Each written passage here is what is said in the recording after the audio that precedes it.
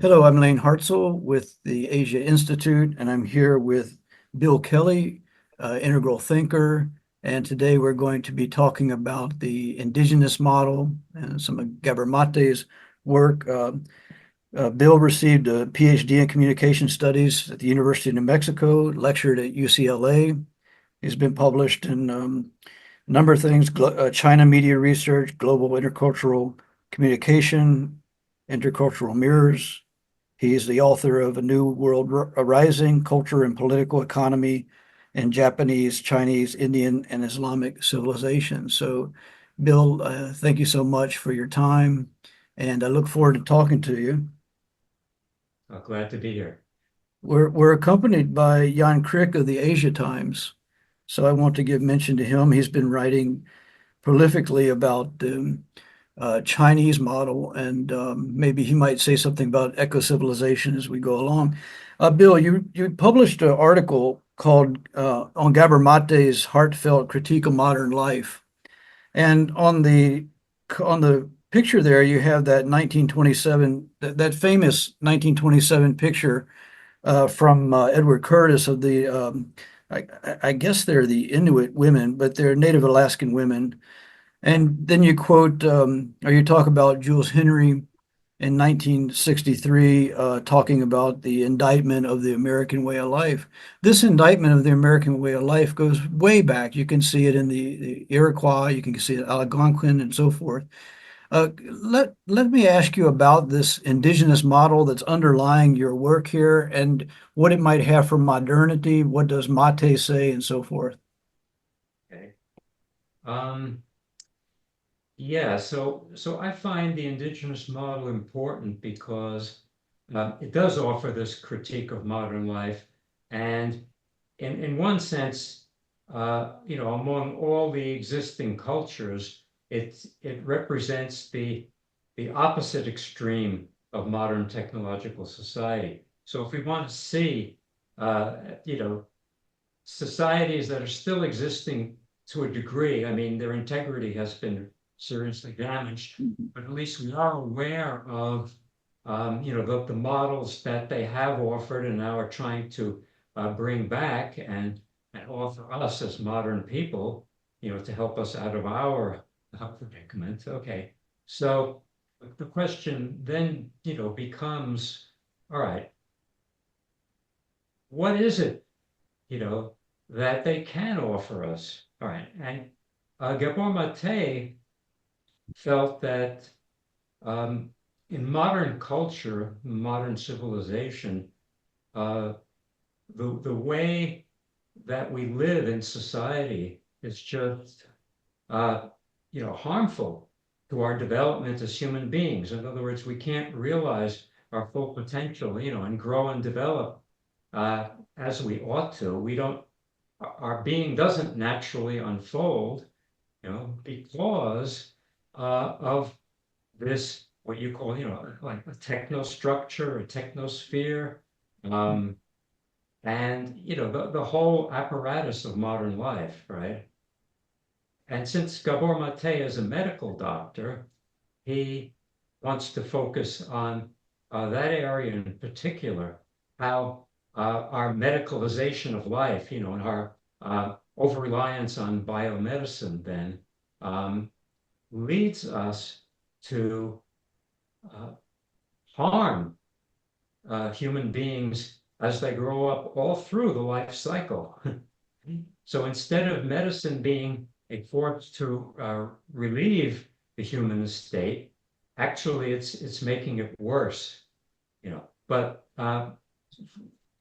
I am happy that he goes far beyond that and lets this critique, kind of expand so that he also can include the various aspects of the culture that and let's say the social institutions that have influenced our culture so that it opposes uh, human flourishing rather than nourishes it. And therefore he gets into not in great detail, but he gets into the political, economic, and environmental aspects, of the problem we're dealing with. Okay, so how specifically then does the indigenous model play a role? Well, um, for one thing, he believes that it is in uh, considerable harmony with basic human needs. Okay. Now, why does he say that? Because there, there is a culture and there is, a type of social organization that provides for the growth and development of children, for example. So what you have is you have a larger network of, like an extended family, you have a community, and they're all involved in the upbringing of children. You know, um, birth itself is considered like a sacred event, and therefore the pregnant mother is treated with great respect and treated carefully so that the child um, in the womb will not be affected and the mother will be in fine condition so that when she does give birth, she will be able to provide for the needs of the child. And it goes on, from there on. So he felt that the indigenous model had great promise, but he didn't recommend that we get rid of, say, biomedicine and that we no longer rely on, say, modern scientific knowledge and modern technology. But I think that the really important point that he makes is that, if you don't get foundations right, then whatever is built on top of those foundations is itself going to be heavily distorted, and it's going to turn against human beings. So, Jules Henry spoke, culture against man. So I think that is a really important point. And then you build, you take what can be preserved from modern life and you build it on this foundation. And that to me, of course, is the really interesting question, for me personally, right? How do you do that?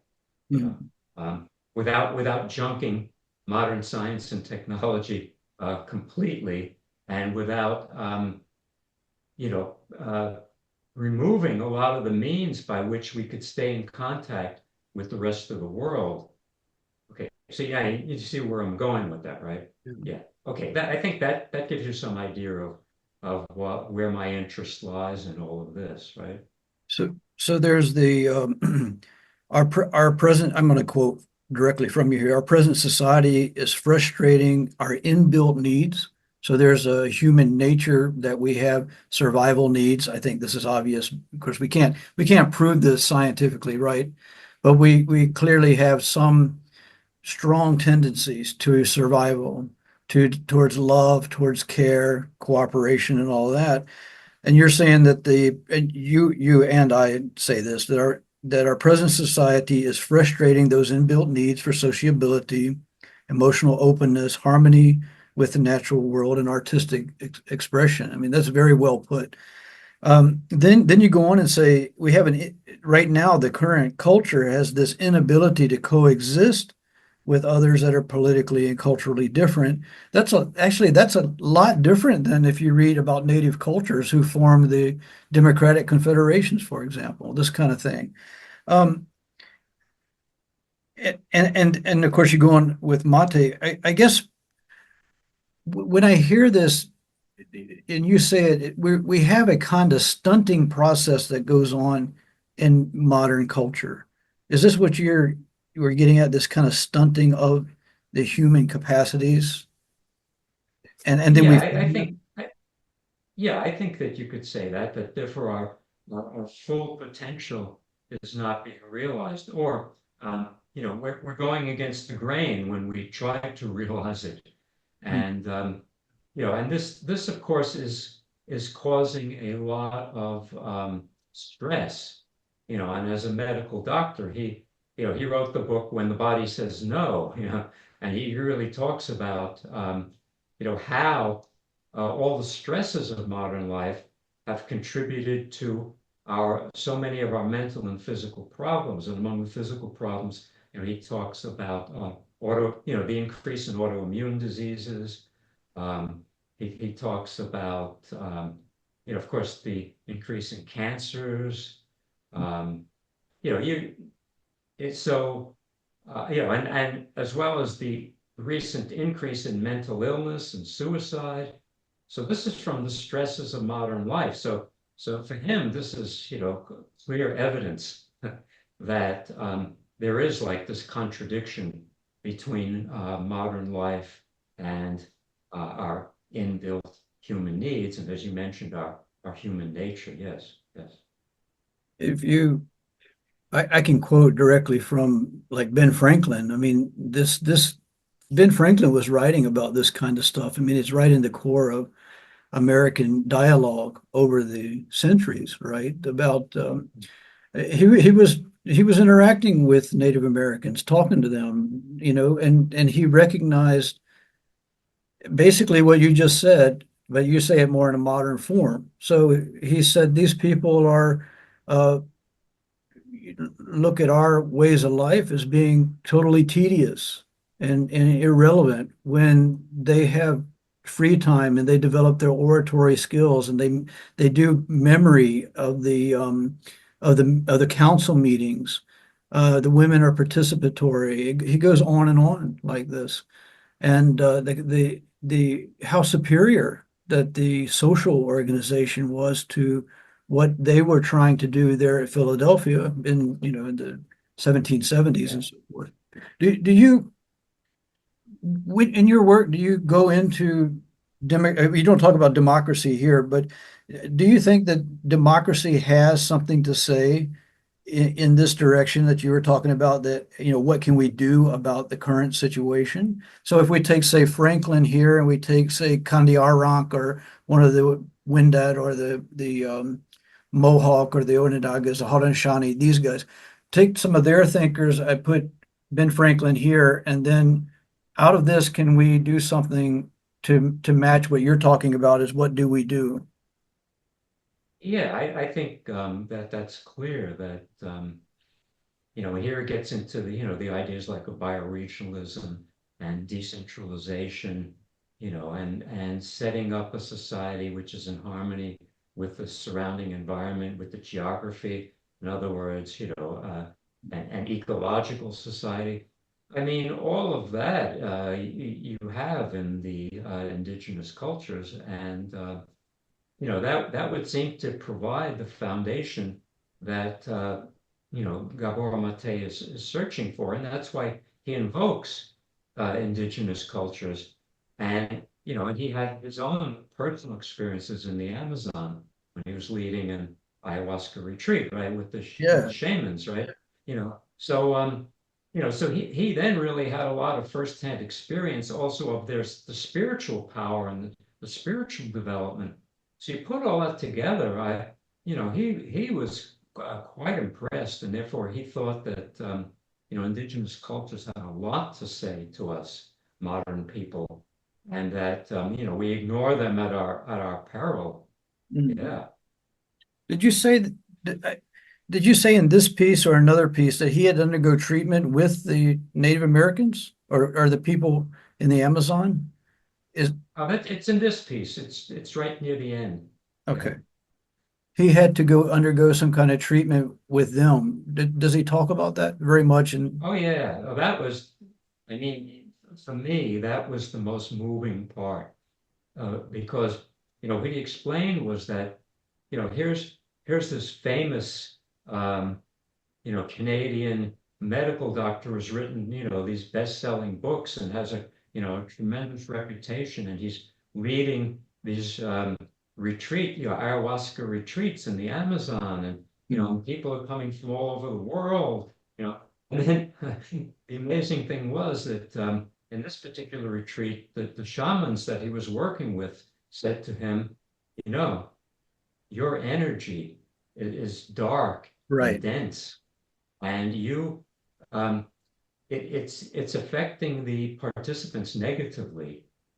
And then he first resisted that. His ego didn't want to hear that at all. Mhm. Hey, I'm this famous guy. The people wouldn't be here if it wasn't for me. But then he realized, wait a minute now. His whole life he had kind of been searching for deeper levels of experience. I mean, intellectually he had come to all these realizations, and he'd been moving in like a spiritual direction, but he lacked the experience, the direct experience, to make it alive, for him. And that was reflected in the level of his energy. Mhm. So what he did then was he delegated the responsibility for running the retreat to his assistants, Yes. Yeah. who would run it together with the shamans. And then he underwent 10 days of intense uh, spiritual practice and self-inquiry. And every other evening, a shaman would visit him and perform a ceremony for a few hours, and then so this went on for 10 days, very intense for him.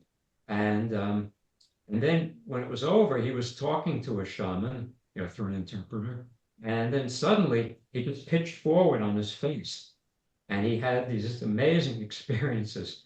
And like for the first time in his life, he really understood what these spiritually awakened people were talking about, and he was just tremendously grateful, and he felt like he had made an amazing breakthrough in his life, and he was like, um, it's like 75 years, almost 75 years old or something like that. I mean, so it's an amazing story that I was really moved by. Yeah. I'll try to look into that more. I was intrigued by that particular experience he talks about, or that you talk about. Um, Yeah. in the case of what direction should we go here? Should we go in the direction of how we can address the current issues in society, or should we stay with a kind of a diagnostic rather than a prognostic? Which way would be good to go here? Jan, do you want to? There's so much material. Prognostic, I would say. Prognostic, okay.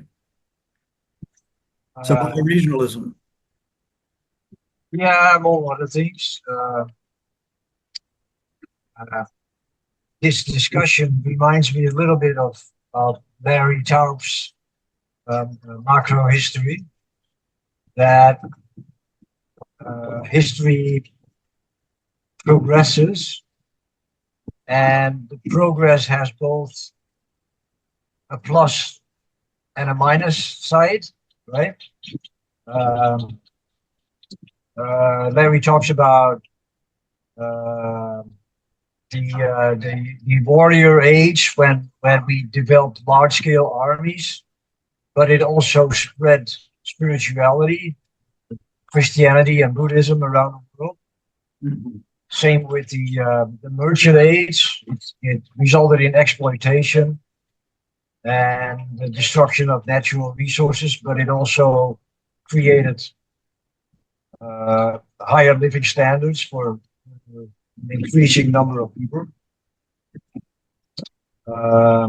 If you think about 100 years ago, I would imagine that the average lifespan humanity was probably about 40 years in 1900, and in 2000 it had reached over 70. So our life expectancy almost doubled in 1 year, right? Despite all the wars and the pollution and the destruction of the environment, the actual time that humans spent on Earth actually doubled.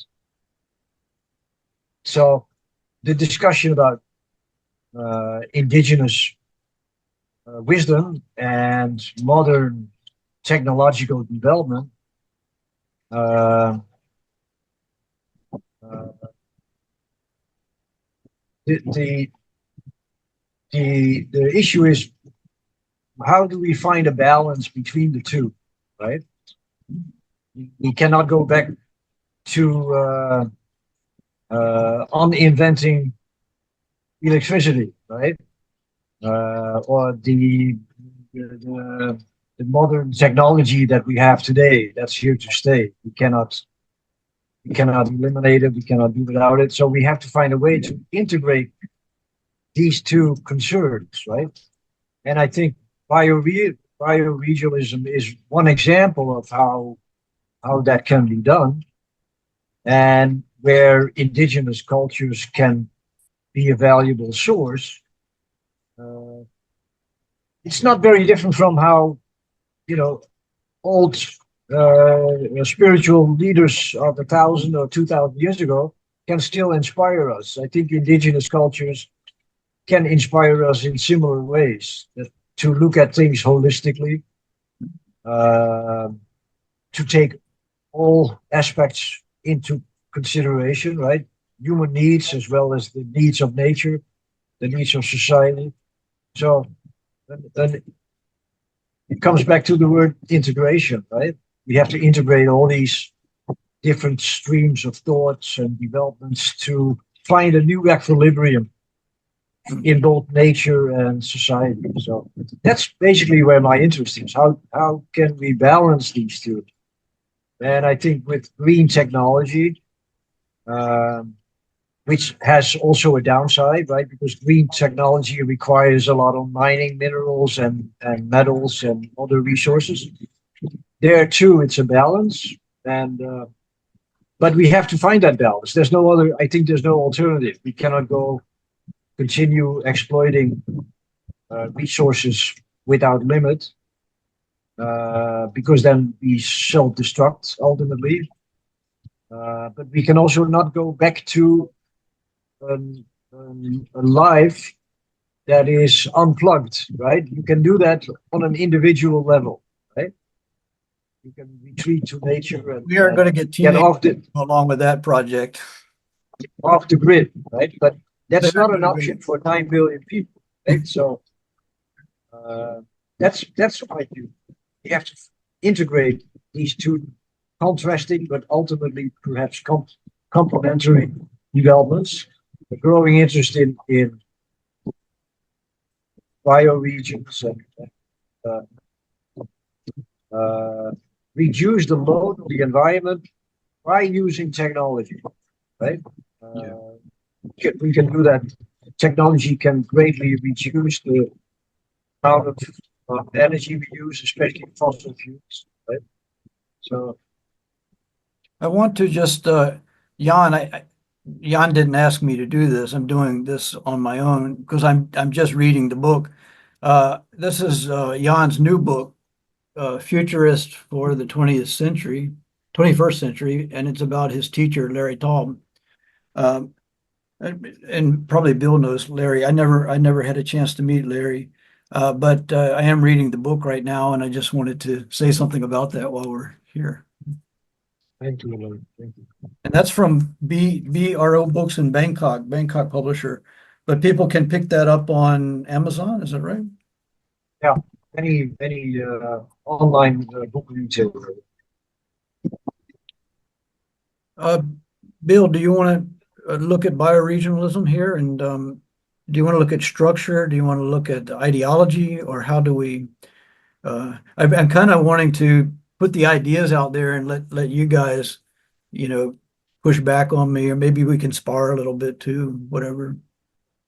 Well, I mean, if you want to talk about bioregionalism, I mean, this is an area you know a lot more about than I do. I mean, I knew something about it. In the 80s, I read, Kirkpatrick Sale, Dwellers in the Land.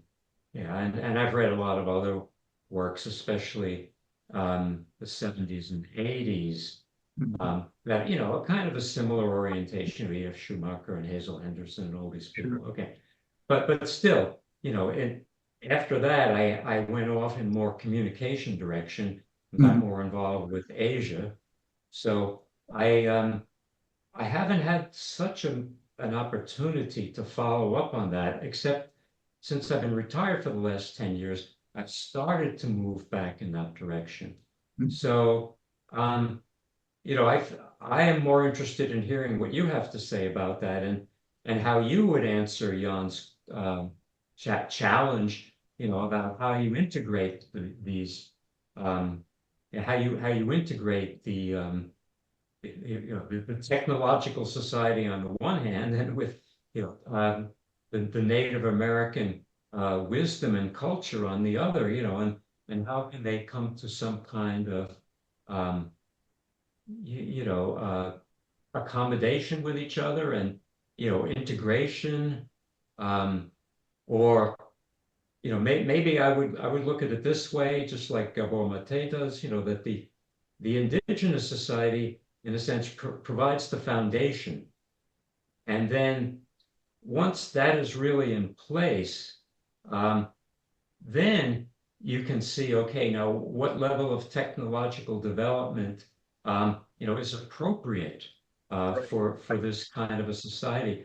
But there's a lot of things that we want from this technology, like we want the economic level still to be, reasonably high. I mean, this of course, we have to get rid of our excessively high expectations now, but still, it's not that easy to get people to give up a lot of the so-called benefits of technology. Okay, and then the connection with the rest of the world, and the use of electronic technology to connect us. I mean, we don't want to give that up. Okay. Uh, Bill, you were saying that there's a kind of integral foundationalism that has to happen. And, there's a lot of people that come to mind, such as Whitehead, for example.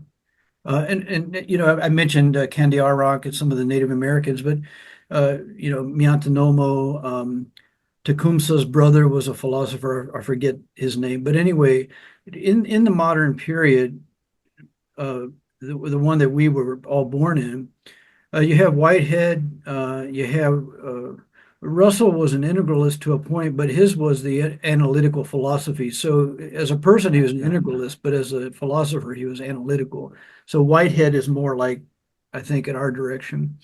And then, of course, Ken Wilber did a lot of work. I have a lot of criticisms of his work, but Ken Wilber had an integralism. I'm talking about his. I'm not talking about all the other stuff. I'm just talking about the integralism. Okay, so I give mention to him because I think he did have some important things to say. And Yeah, then oh, yeah. on up today, I mean, you have people like Sandra Mitchell, the philosopher of science, Okay. and others. Uh, so for the foundational project, what we can call this integralism, the indigenous model, just for people listening, the indigenous model is a democratic confederalism, and it would be seen in like the 1,000 years of basically peace that the eastern woodlands of the United States, where I grew up, had, and this is seen in other places too, like central Mexico. So it's a democratic confederalism in an ecological society that is conscious. It's not there's the Enlightenment form that there were these tribes, and then they got into groups, and then they had a village, a town, city, and so forth. And something like Wilbur's work would be like, well, you know, hundreds of thousands of years ago, we had irritation, but we really weren't aware. We came out of nature into this kind of thing. And in fact, some of that sounds like Rousseau, but actually, that's not true. Yes, there was probably a certain point, where language came about, where cognitive faculties came about, where the neurological connection between the cognitive system and the mandibular jaw and the vocal cords. There's all of that kind of stuff. But there's what I'm getting at is that there were conscious formations of social modes and cultures that went from small scale to large scale that were democratic confederal. This is when we talk about indigenous model, this is what we're talking about. The bioregionalism is basically that model with ecotechnics. Okay, so if you remember Louis Montfort. Oh Uh, yeah, I loved him. yeah, so there's an ecotechnics there that a lot of people will recognize something like ecotechnics in Star Trek. So Star Trek would be the the sci-fi form of an ecological technical society. It's not going to happen. But anyway, uh, so in my work, I talk about energy economy environment. So there's this thing called 3E. It came out of Tsukuba University in Japan back about maybe 20 years ago or so, something like that. And at the Asia Institute there in Tokyo, where I'm a fellow, we just took that up as a section. And then I have a research group and we work on this. What I talk about a lot, especially these days, is in the past, it was hard to talk about this kind of stuff in public because the general public didn't know about climate change as much, right? So, when I was studying science back in the 80s and 90s, we knew what we knew what Humboldt oil scientists knew. We knew what the Exxon scientists knew. We knew what the Shell scientists were talking about. We had James Hansen. We had, Arrhenius going back, 130 years ago, this kind of stuff. But the general public didn't know this, so it was hard to talk about it. These days, it's fairly common for people to talk about climate change, and then, it's gotten quite political too. But basically, what I talk about is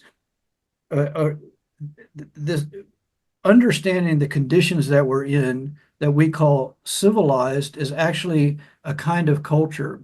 And this culture is a human ecology. So you have an organism, human beings that are fit into an ecology, but a civilizational ecology and a civilization system is actually a kind of an abstraction that's forced down on top of nature.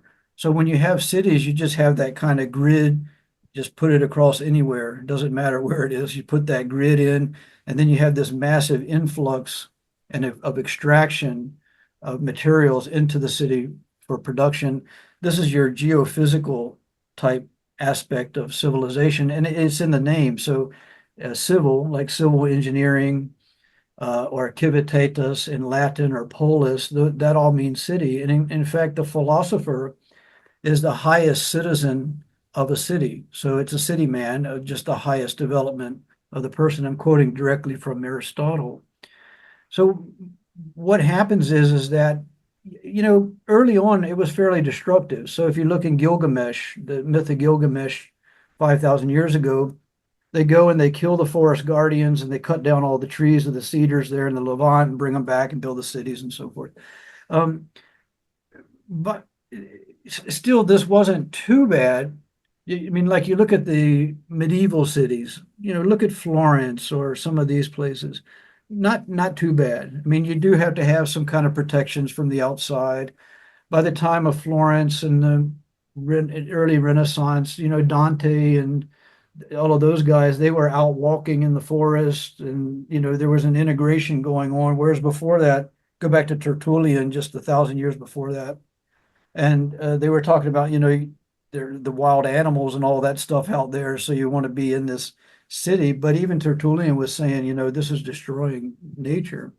So we have this background in all civilizations, not just Western. So this whole thing about Western civilization coming down and all that stuff it's a political game. In the case of, it says my hand's up here. Let me see. I put my hand down. I'm talking already. So there is also an ideology that comes along with that. You can see it in Gilgamesh, but if you look at, say, Harry Merlo of Louisiana Pacific Timber Company, that's just in the last couple of decades. He's dead now. He said, we cut down all the timber out there. We log it all the way down to something like a 6-inch top. So it's like, I don't know, 7 or 10 centimeter top or something that they would cut the forest down. I mean, drill every molecule is what the head of OPEC says. The ideology there is one of not only catastrophic extraction, like you would have seen it, say, late Iraq or Ur or Egypt, Assyria, and on up to Greece. China.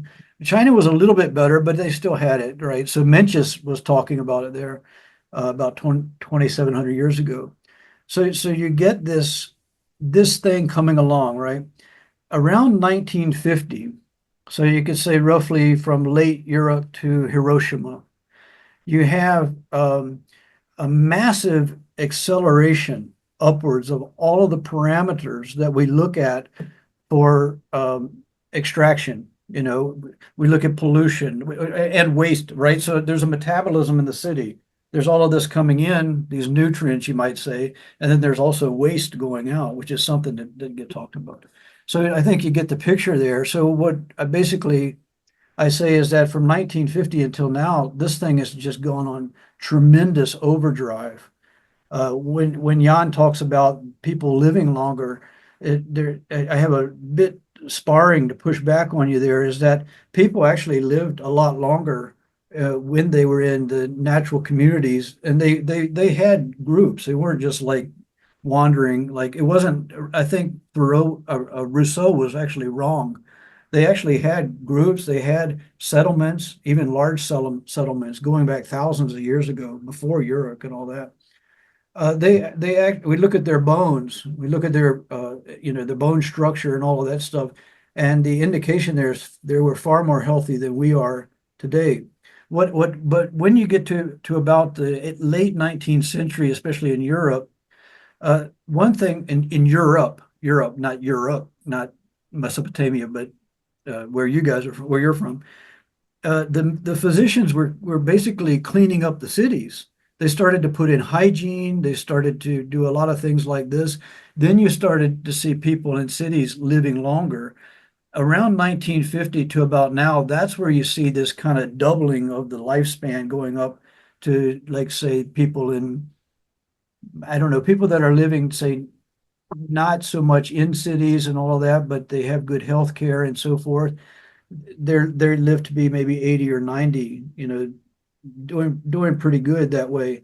But the issue is that there's a massive technological medical subsidy going into supporting people that are living that long. The people are actually not that healthy that are living that long, and that probably peaked out, and now it's taking a nosedive. As what actually Bill was telling me, some of this integral medicine before we.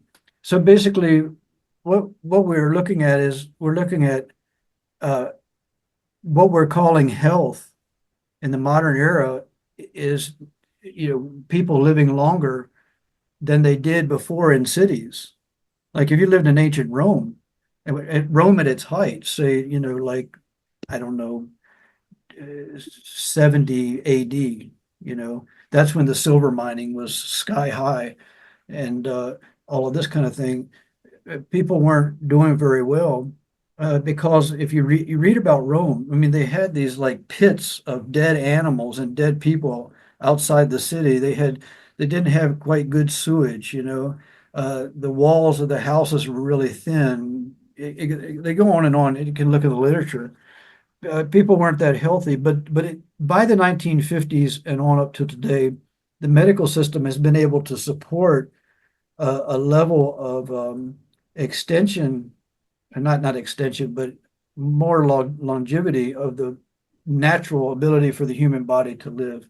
So yes, that's true.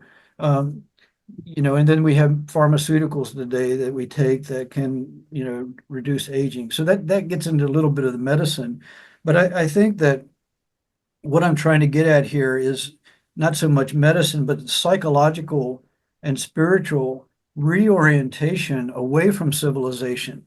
So for whatever level or time in the last 5,000 years that we might say, okay, had we stopped at that point, I think medieval cities, but had we stopped at whatever point you want to say, yeah, that would have been good. But now we're on an acceleration with increased fossil fuels, they want to use nuclear plants now for more AI and so forth. This trajectory going up and up. And in eco philosophy, so my teacher, Derek Jensen, says this is going to come down, and we should hope that it comes down before it takes down the biosphere. That's how dire I think that the situation is. And to, I think it'll come down in degrees, right? So we see the mega storms, we see the sea rise, we see pandemics, this kind of thing. If those do start to come on a lot more, the scientists will start to say it looks like that this is being brought on by climate change, all of this extra, we call it a convergence. So the question is right now, I think we're in not just catastrophic extraction, but we're in existential extraction from the earth. Okay. Taking so much that it's even an existential, it's not just catastrophic, right? So the reorientation, physically and psychologically. So the ideology there of civilization, as Mate talks about, or as Tertullian, or going back, is uh, it's almost like you have this screen in front of you now that's the phone. Then you have the TV. Then you have the window. Then you have miles of concrete before you get to nature. You can't even interact with nature anymore, right?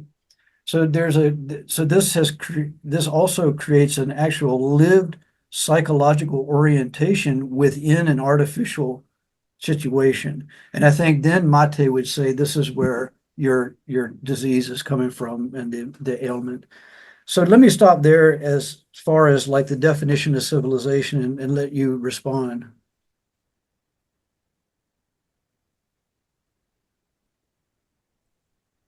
Well, I mean, I still see this question of yeah, how much of our current way of life, can actually be preserved. I mean, parts that we think are positive.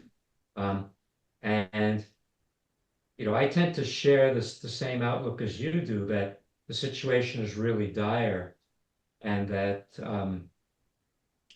it's going to take a lot of breakdown before people, finally get it, that we're going to have to make huge changes in a very short period of time, or else we may not even survive. I mean, I tend to share that outlook, you know, and then it's a question of, can you get people to,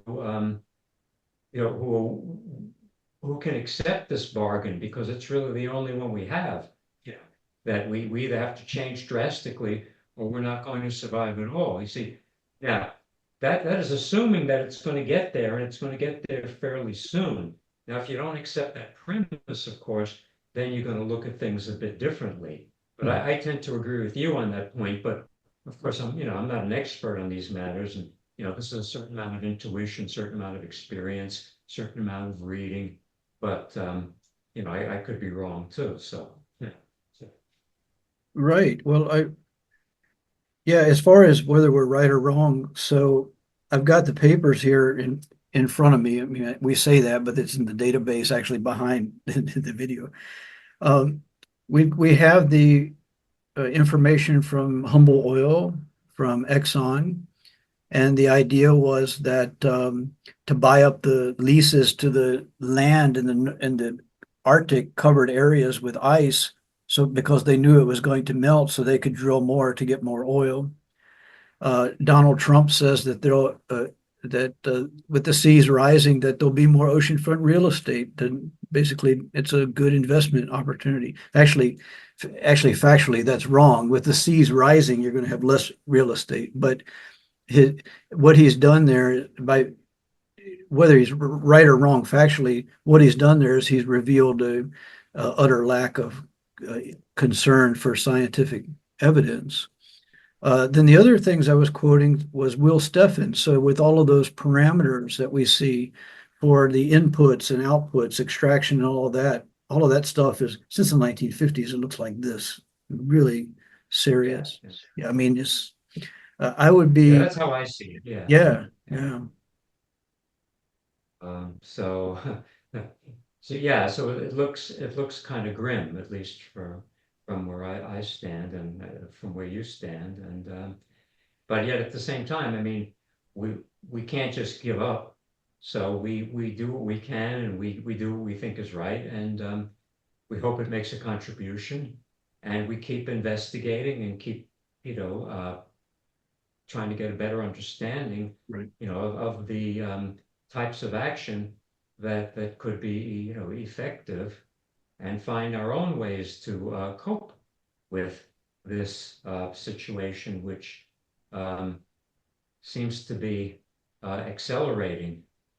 It's kind of out of control, Mhm. and time has just speeded up to such a degree that we're losing our sense of, our human sense of time as something that we share with the whole rest of the world and with nature, and Mhm. and that there's like a natural cycle. I mean, we're going so far apart from that I think this, in a sense, is the cause of so much of the stress, that we're experiencing. Um, yeah. So anyway, that's what I want to say about it. Yeah. Yeah, well, Are there any studies on we don't reverse the current trend? Are there any scenarios regarding the impact? We know rising sea levels. Uh, if the polar ice continues to melt and flow into the northern Atlantic, uh, some studies show that it could impact the Atlantic current, right? The Atlantic current goes from the North Pole to the South Pole and back, right? And it has a big impact on the climate in Europe. I'm sure also in other parts, but Europe would see a temperature drop of 10 degrees on average or more. It could impact the marine life very dramatically. he dropped out there. I could hear it cutting up. Uh, Yeah. yeah, to answer what he's talking about, the we have these something like here he comes. We got you there. It was breaking up, but just to respond to that, we have studies on these.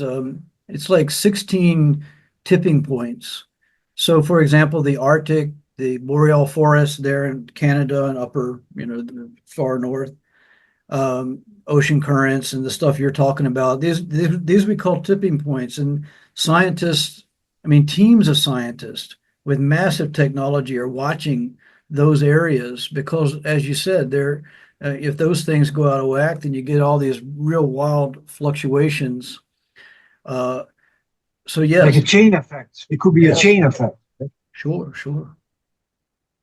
But can you give a few more examples? One is the Atlantic Ocean currents. What would be some others? But Some other tipping points?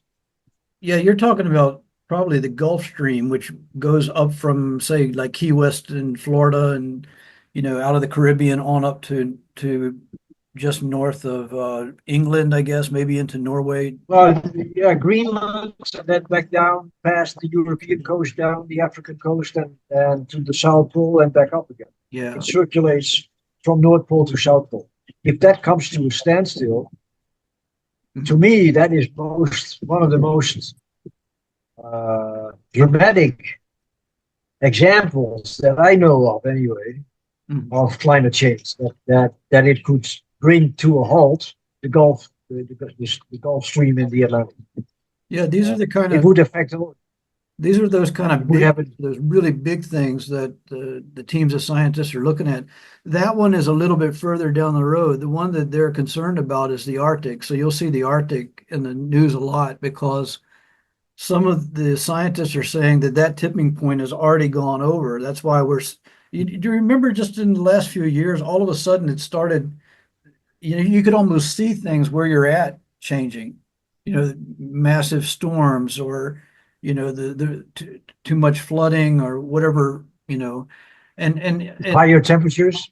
yeah, the temperatures, fires, and us that are watching the data, actually, we're watching the scientists that are watching the data, right? I'm not a primary uh, I'm not a primary source in that data area. But I could see that they were all talking about something's going on. Something's going on. We don't know, but what is this? Something had happened. And I suppose it was the Arctic had tipped over. I'm not sure.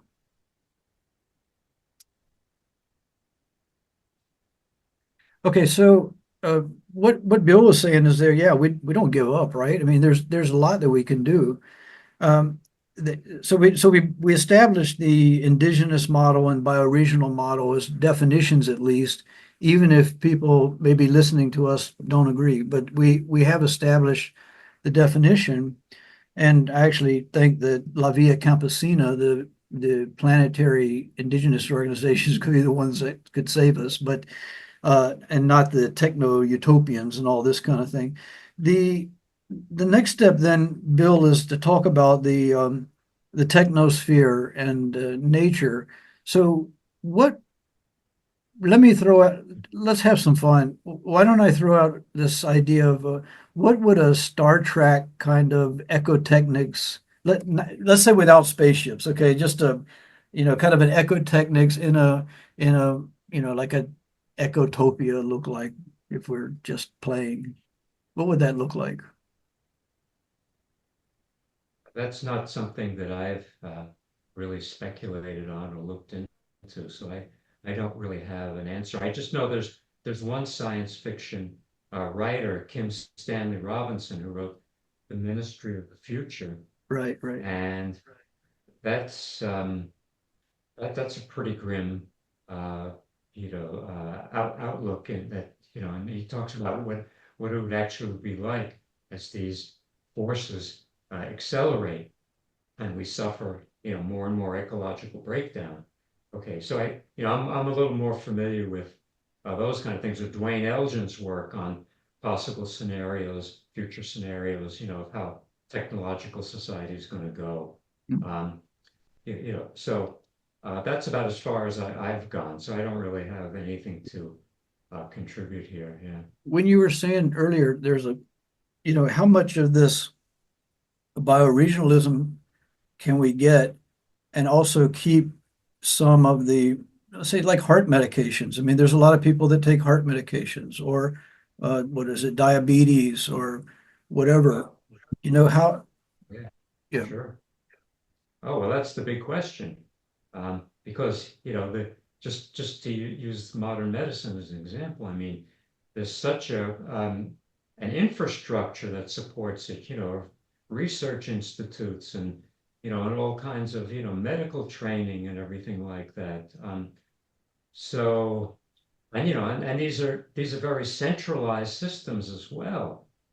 So I don't know. I mean, uh, it's going to take a lot of creative imagination to figure out ways to bring this about, so we don't lose the elements that we feel are truly valuable. But I personally just really don't know. yeah, I don't know how to do it, but I can tell you that if we don't come up with good ideas in that direction, just so many people are going to resist this, and right. they're going to call us, the reactionaries and the pessimists and all of this. I mean, there's got to be some kind of vision that gives people hope that some of the things that they want in life, that to be preserved, from modern life can can continue.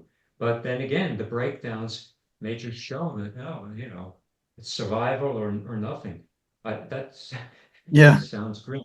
You know, Yeah, yeah. It's interesting how that, as you pointed out, that I guess this abstract they will call conservationists pessimist. The conservationists are actually not pessimists. What the conservationists are saying, myself included, is that you can't keep doing that to the planet. You can't keep that level of extraction up without having consequences. So I guess about 3 years ago, like one third of Pakistan was underwater, 70% of the country affected. This kind of stuff. Uh, well, I mean, one way we could go is, okay, well, we suffer it. Okay, sorry, Pakistan, you guys, or you all, um, just tough luck. It's the market. Let the market decide. And then the argument there would be, because this kind of is kind of like an extreme techno-utopian argument, that we will innovate ourselves out of it. Never mind, okay, so the Pakistani people are suffering. What was this latest storm? Helen in the United States. These superstorms, okay, there's a couple hundred people that are dead and maybe a few million affected, or these kinds of things. We're talking like millions of people affected now. It's not just it takes out a little fishing village. Okay, sorry, you guys. I mean, even that's bad. I basically I'm taking a callous view, right? Okay, but how to address all of this when people say, well, you're being a pessimist? It's kind of like going to the doctor and the doctor says, okay, okay, Layne, you need to stop smoking. Let's say, for example, I smoke. You need to stop smoking. And I say, don't be a pessimist. I mean, I got my whole life ahead of me. You know, I'm young and strong, and then when I get to be 45 or 50, then, the doctor says, well, you've got some spots on your lungs there, or whatever happens. But, don't be such a pessimist. You're right. And then when I'm 65 or 70, well, Layne, your bottom third of the lobe there has cancer. You're going to die in 6 months. Oh, but I'm going to live my life to the fullest for these last months, and I'm going to use as much as I can, this kind of thing. Actually, I'm giving a description of in Europe when the plague would be coming on, like they'd see the plague moving up from Rome to, up into Tuscany and, Venice was, they would see it coming. So what they'd do is they just have a big party because they couldn't get out of it. I think we got our problem. But I think a lot will depend on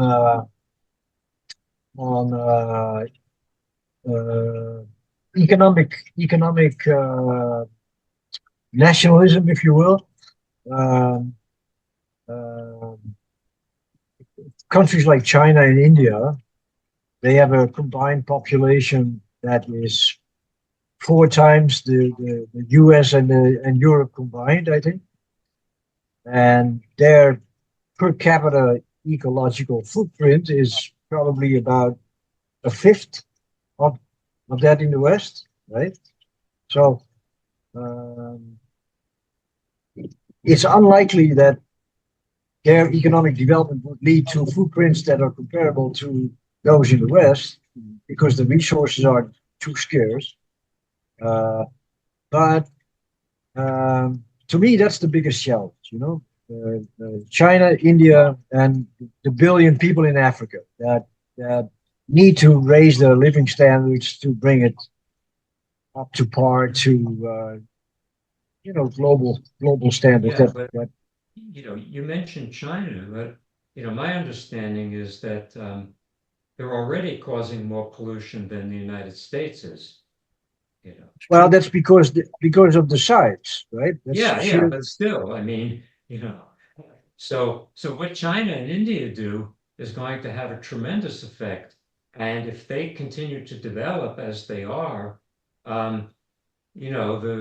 it doesn't look very good for any kind of world cooperation No, to tackle this problem, you know. I agree, but don't forget that China is making 70% of the goods that are sold in Walmart, right? Just to give you an example. Yeah. We shipped our ecological load that's caused by production. We shipped that to China, basically. Yeah. So on the other hand, China is also the world's biggest producer of green technology. 90% of all the solar panels sold in Europe come from China, right? So you could argue that China is indispensable in reducing Europe's ecological footprint because they produce green tech at a scale and subsequently at a cost that nobody can compete with, right? They produce an electric car in 57 seconds now, right? Unbelievable. Wow. The world can't compete with that, right? So, of course, China's ecological footprint will be massive because it produces so much of the goods that are consumed in the world today. But it is also uh, uh, uh, creating green technology on a scale that the world needs to meet climate goals, right? So it's there's so many dimensions to this story, right? Um, Chinese technology, green technology, uh, will hopefully reduce the environmental impacts of India's economic development, right? Because they can import cheap green technology from China and generate more electricity, more green electricity than they. Okay, welcome back, everybody. Jan, yesterday you were saying that, of course, with the massive Chinese uh, development or build up, and then going into kind of the, well, I call it a second fossil regime, but they call it renewable regime. At least it's better with the photovoltaics and the thermovoltaics and all this kind of stuff. And then India now coming up, and you were talking about India in relation to China. So as the world does seem to be moving back into this traditional center of culture, of real culture, real knowledge, trade, interaction, and all of that. Can you just talk a little bit more about that? And then I'd like to ask Bill about the a kind of integral philosophy and religion and spirituality that, of course, he's written about, and how we can would maybe meet the issue of the technosphere of today. So, can you start, Jan? Are you okay? Okay. Hmm. Okay. Well, my views on this are, as you may imagine, strongly influenced by Larry Tao, the futurist who died about 5 years ago. Um, he sees a movement in history from the West to China to India, which he equates with the Varna cycle in Vedic cosmology. So uh, one way to look at it is the West started the Industrial Revolution, developed science and technology and so forth, right? There were many good and bad aspects to that development, of course, right? On the one hand, we damaged the natural environment, but we also developed life enriching technologies, right? Of the kind we are using at this very moment, for instance, right? So um, the next stage would be we went to the first industrial revolution that was in the 17th, 18th century. Then the second industrial revolution that was in the late 19th, early 20th century. Then the third industrial revolution that was, I guess, mid-century. And now we are entering the fourth industrial revolution. So the fourth industrial revolution, unlike the previous ones, is not so much focused on new technologies per se, but integrating the best technologies that we have to, for one, reduce the load on the environment, and to make technology more accessible to a larger number of people in the world. We tend to forget that, you know, 1 billion people in Africa and 1 billion people in India, not to mention Central Asia, they are at a very early stage of industrial development, right?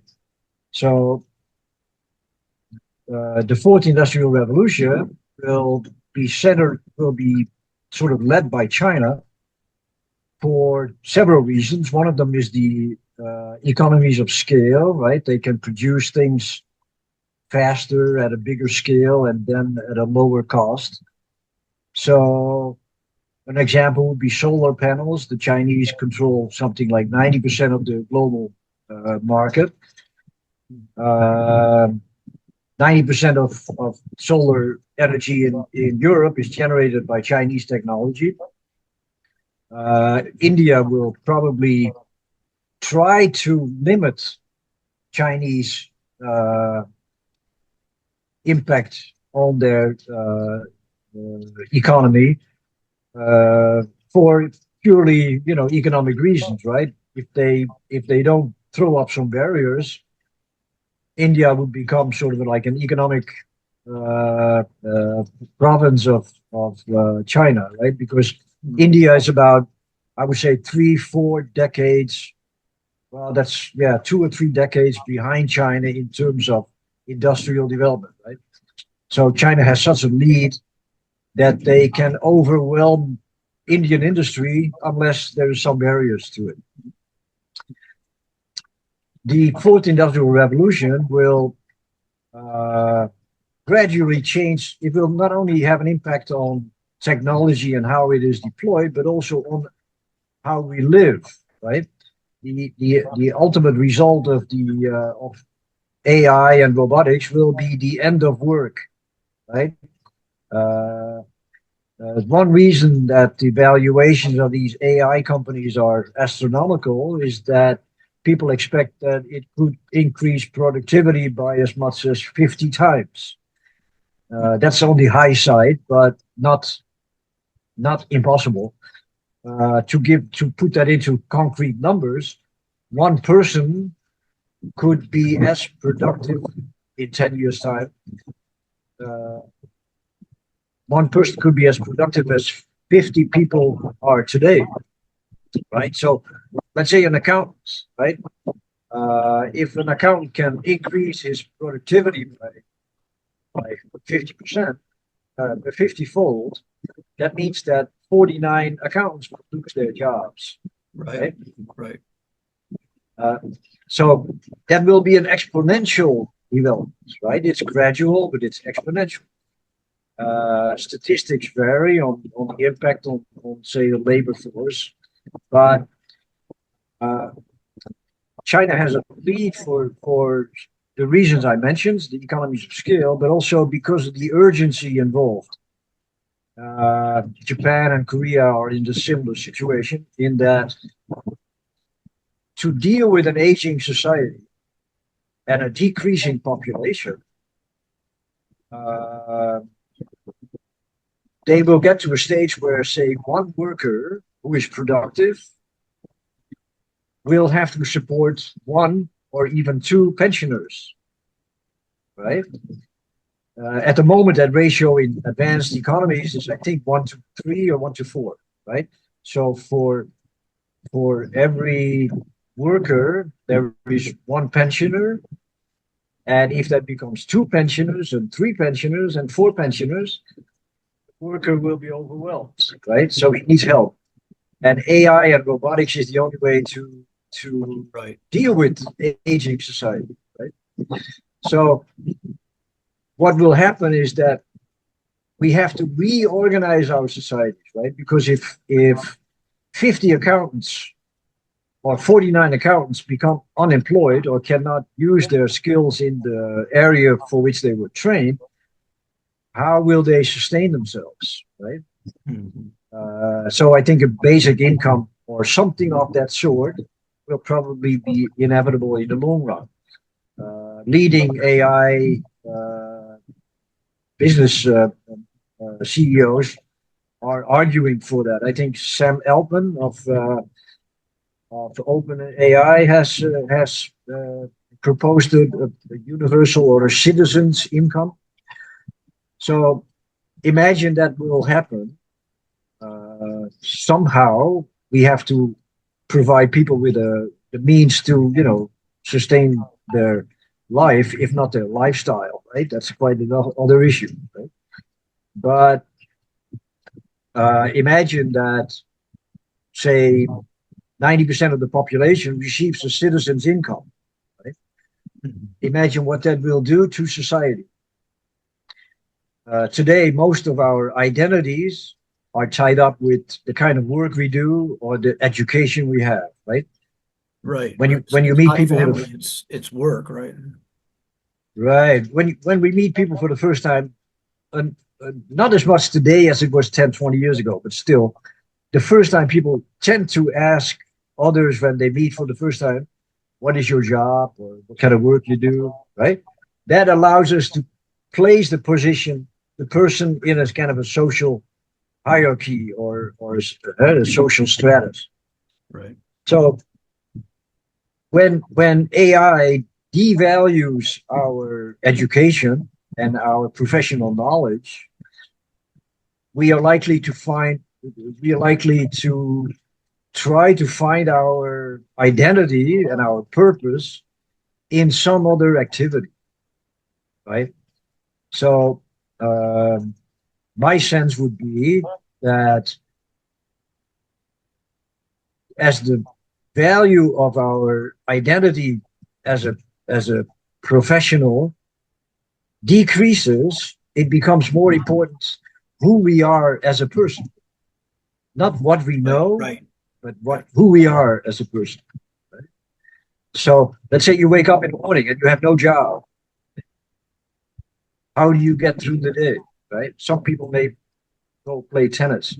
Other people may go help their neighbors, The garden.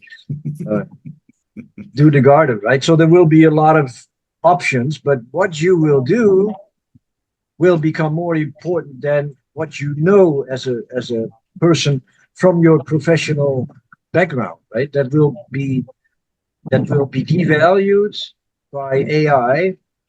Similarly, like uh, uh, when farmers in the past would hire helping hands, the person's muscle was important, right? How strong was he? I mean, slaves were sold and bought and sold on that criteria, right? Their muscle power. So power tools devalued the marketability of our physical strength. AI will devalue the power of our mental strength in terms of what we know professionally, right? In terms of skills and so forth. So I think that the end of work will lead to a major change of consciousness. And I think we are not really prepared for that time that may come sooner than we Let, anticipate. let me let me move from there to ask Bill about that particular point. So that's a good segue into a change of consciousness. So what do you foresee, Bill, on this?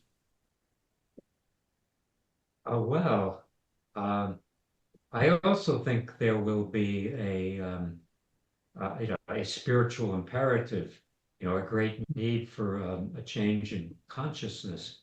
But where I have doubts is whether we can proceed through the fourth industrial revolution with the environment still intact enough so that the society doesn't begin to break down in many areas, leading to uh, social chaos, uh, more violence, all kinds of social breakdown as a result of what's going on, not only as a result of climate change, but in terms of what agribusiness is doing to the soil.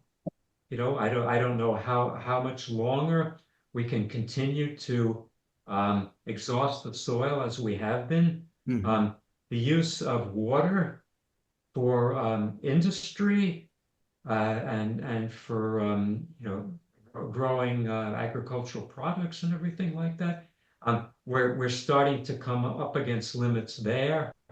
Um, we have pollution causing health problems, and then I also mentioned that as a result of so-called advanced technological society, we're starting to see an increase now in not only various kinds of physical illness, but mental illness as well.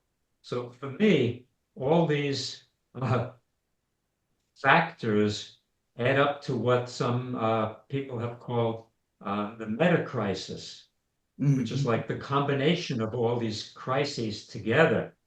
And so I am not so sure that we will continue onward as we have through the fourth revolution, industrial revolution, and then we will be able to put in place this AI technology and robotic technology in the way that Jan is talking about. So what I see happening, well, I mean, nobody knows, but what I tend to see happening is that instead of the change in consciousness coming about as the result of the loss of identity due to the disappearance of work. I see it coming about more as the result of social breakdown, and we come to the realization that our current way of life, um, an advanced industrial technological society, is just not sustainable for all the reasons that I've mentioned. And therefore, that is going to bring about the change in consciousness. And I see that as basically people recognizing that they cannot meet unlimited material needs, especially the whole world, and the rest of the world is not going to allow just a few areas to meet their unlimited material needs while they are prevented from doing so. I mean, it's just not going to. That's just no longer possible. We're past the age of colonialism in that sense to that degree, and and then the other thing is, I mean, once things have gotten to this point, uh, we're going to have to figure out, okay, how can we keep the human species alive, and what will it take? What kind of changes in our consciousness will it require for this to happen? And I feel like only when our backs are really to the wall um, will we do this uh, and then move in a more spiritual direction, unless uh, a revolution of consciousness starts to take place sooner than later. But I'm not, I mean, there are some signs of this, but I'm not so sure that that's going to happen. So to me, um, these are the the questions that I pose. Yeah, I hear you. I hear both of you. I mean, certainly we're going to need the technology. I mean, we talked about yesterday, I mean, just pharmaceuticals for people that have, say, like cardiac arrhythmia, for example. I mean, I have some friends that have this. Maybe some people that have diabetes. We need this kind of injectable insulin. It's not going to go away. In fact, maybe that can be cured. There's some technology coming along. But anyway, the point is that from Jan, it's going to take technology. India's going to scale. They have all of the ingredients, aside from their political problems and all that. China has the technology. Go ahead, Bill. Yeah, you want to jump in? Well, um, I'll just say one point. If both China and India continue to grow, so quickly, the pressure on the environment is Right, is going to multiply. So exactly. I have doubts whether that's sustainable. Right. I was headed in that direction. So yeah, you said it. Yeah. So there's a real kind of how do you say it? Threading the needle, when you put the little, yeah, through the needle head. But that eye of that needle is getting smaller and smaller and less time to do this. Okay, so for spirituality, I'm hearing, or at least I'm perceiving that we're going to need both healing and development towards spirituality, right? So it's not just a developmental thing now. It's also going to be a lot of healing from the past pains, reconciliation, this kind of thing. Can you talk about that? Well, healing, I think a lot of that can come about through an integral spirituality.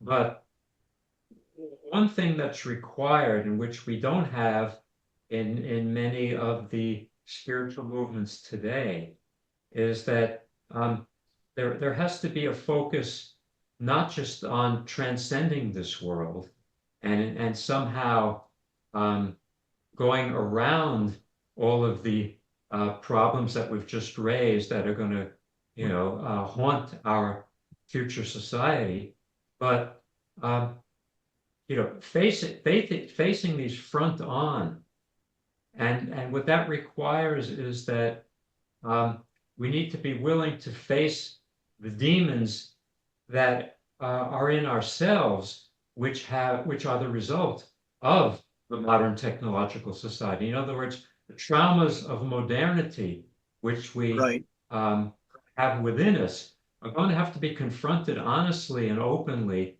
And this is not going to be easy because that requires a huge change of identity then from, basically materialistic identity and one in which we are cut off from nature, increasingly from other people, and increasingly from the cosmos, you see. So Well, I find it I see that as the direction spirituality has to go in. Yeah. I find it interesting because when I read your work there on Gabor Mate's, your most recent on Gabor Mate, he's making this transition that you're talking about, right? So he's talking about the healing. He's working with I think it's the tribes in Amazon or Peru. I can't remember. Right. Yeah. And one thing here that I hear both of you talking, I hear this kind of integralism coming from. Okay, so you have this Protestant work ethic. Some of that's good. I mean, it's it gets you going. You work. You do your part. That part is good, but that's breaking down. As Jan says, this is going away because of AI, because of technology that we have today. It's it, the economic and environmental breakdown. And then you have Gabor Mate saying we need to heal from this, at least that's what I'm hearing, and move into this eco-social kind of thing, maybe with some kind of integral spirituality. Does he talk about the kind of things you talk about, Bill, or is he more like in the medical, psychological part? Well, I mean, of course, he's a medical doctor Mhm. um, who's also delved into the psychological dimension um, very, very deeply because he sees, the connection between body and mind, which the West has tended to reject. Okay, but he goes beyond that because, he sees that his critique of society is really leading us toward the need for spiritual development, Right. and that So the includes the basis. healing. It's the basis to Yeah, this yeah, yeah, integral that you're talking about. yeah. So he's definitely on board, but of course that's not his area of expertise. Mm. And as he mentions at the end of his book, the myth of normal, the he only had this spiritual experience himself, 5 years ago. So Mhm. it's very recent for him. So of course you can't expect from him the kind of deep understanding of that whole dimension that you're getting from a lot of other people, right? I got it. Jan, you've written about some development. On a social level, we can do social and individual, but on a social level, I was reading, I've read Leibniz, right? And he was actually talking openly about Chinese statecraft. I mean, he's talking about like a long time ago, right? But one thing that was interesting is, and this did get put in place some in the West. Some of that was borrowed, but it wasn't talked about. Uh, does some of the Chinese statecraft have any application for the West, as Leibniz thought, 200, 300 years ago, whatever it was? for this transformation, yeah. I'm not that familiar with that aspect of Leibniz. I look more into the comparison that he made and found in his binary arithmetic and the yin yang notation in Okay. the I Ching, right? I knew you had the book on But it. yeah, but if I read bits of it, but if my memory serves, then I think he was especially impressed by Chinese ethics. Yes, yes. And that's a complicated topic, of course. But yeah, But I just wanted a if I couple if I words. would live, Yeah, I know it's big. It's a big topic. What I was if thinking there is that, we've already got an integral project. I mean, this whole thing about East and West is a kind of mirage because, Leibniz was talking right about the integration of the statecraft into the Western model. And, this was the Enlightenment and all that coming along with, like the Eastern woodlands, the Native Americans, and that Bill was also mentioning in his article. Well, in moving towards the individual, what, Bill, what do you think? Is it some kind of like integral life project like Ken Wilber talks about? I mean, okay, so there's the healing steps that Mate talks about, but what else, what do you build on that? Family, friends, integral work, meditation. Well, I think that, here's where China is relevant in the sense that it's what we call Confucian orientation, although which also includes, Buddhist and Taoist influences. Um, you know, but that talks about that we need to build up society from the ground, which is the family, and then we move, like into the local community, and then we go, further afield. And I think that is quite a practical model. Um, the the difficulty there is that there's not enough emphasis on spiritual practice and the methods for spiritual development that can ensure that consciousness really does grow and expand. Yeah, so I think that's where to some extent, yeah, Buddhism, Hinduism, and Taoism have something to contribute in their non-dualist aspects. But even more than that, then, because of the ecological, uh, breakdown that's confronting us, that's where the Native American spirituality Right. would seem to be even more appropriate, but supplemented by the the knowledge that that you get from Islam too. I mean, from Sufism, Taoism, Hinduism, and Buddhism, supplemented by that. Yeah, and then of course Wilbur also says, hey, but look, don't neglect all of the social scientific knowledge Sure. that we have acquired, in the meantime in the West, and that can help to update the more reactionary or so-called backward aspects of a lot of these spiritual traditions. So I think that's another part of it too. Yeah. Mhm. And then we've kind of been on a lot of practical aspects, but for speculative spirituality, I mean, like for example, I pretty much there's real no position that you could take with spirituality. I think that naturalistic mysticism, openness, in my case, contemplative naturalistic mysticism, something like that, is it's interesting. It looks like Native Americans, I'm talking about in the indigenous model now, because there's a social program, democratic confederalism. But in a speculative sense, uh, like say, for example, the delight in the senses, the delight in the sensual, I'm not talking about indulgence, right? But the delight, mirth, joy, um, just mystery of consciousness. Can you, end us here with some comments in the outer reaches of our, um, you know, grasping or search or whatever? Well, just briefly, I mean, I would say that